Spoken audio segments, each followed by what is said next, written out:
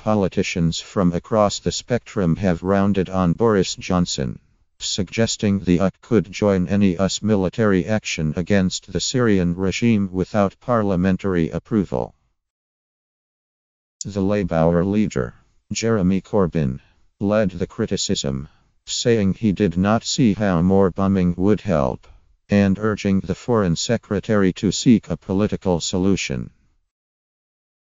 The Liberal Democrats and SNP also called on Johnson to ensure MPs were consulted.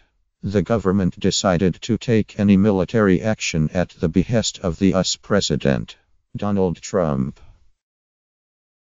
The outcry was triggered after Johnson said he and the Prime Minister agreed that in the event of another chemical attack by the Assad regime, it would be hard for the UK to refuse any request to join military action.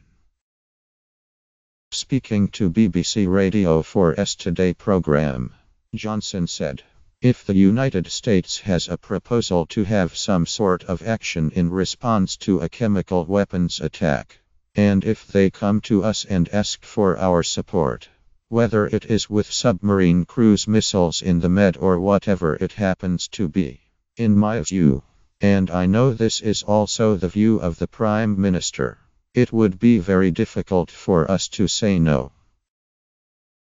Asked if any UK strikes against Syria would need approval from the Commons, Johnson said, "I think that needs to be tested. How we exactly implement that would be for the government and for the Prime Minister to decide. But if the Americans were once again forced by the actions of the Assad regime, and they asked us to help, it would be very difficult to say no."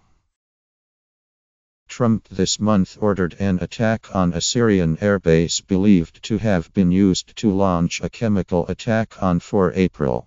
Johnson's comments signal Britain's willingness to be involved in any future similar action. But his words prompted immediate concern from opposition political parties that May and Johnson could go ahead with supporting military action while Parliament is not sitting of the election. "We don't need unilateral action. We need to work through the UN. But above all, we need to bend ourselves totally to getting a political settlement in Syria," Corbyn told the BBC. The leader of the Liberal Democrats, Tim Farron, said it was terrifying that the Conservatives are increasingly beholden to Donald Trump. Critically, the government must seek the consent of Parliament. Gone are the days where a Prime Minister can take us to war without democratic backing unless in exceptional cases of national security. May would be wise not to use the cover of an election to push this through, he said. Alex Salmond, the Scottish National Party's Foreign Affairs spokesman in Westminster, called for a motion on Syria to be debated in Parliament before it broke up for the election. Salmond said Johnson's remarks were not only significant, they are also dangerous, and that the government had no authority for military action against the Syrian regime. During his morning interviews, Johnson sought to make a political point of contrasting the government's resolve with Corbyn's hesitation on military questions. The Foreign Secretary said, "There is a real risk. The government of a very great country could be handed over to a guy who has been hostile to NATO all his political career, who would disarm us of nuclear weapons, and a guy who has said he would not advocate a shoot-to-kill policy in the event of an Islamist terrorist putting innocent people's lives at risk."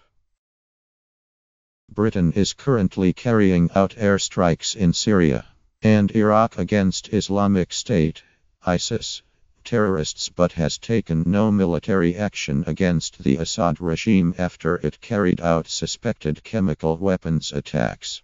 MPs backed the action against ISIS in a December 2015 Commons vote but rejected strikes against the Assad regime in 2013. David Davis, The Brexit Secretary, Julian Lewis, Chairman of the Commons Defence Committee, and Crispin Blunt, the Chairman of the Commons Foreign Affairs Committee, were among the 30 Conservative MPs to rebel against David Cameron's motion at the time.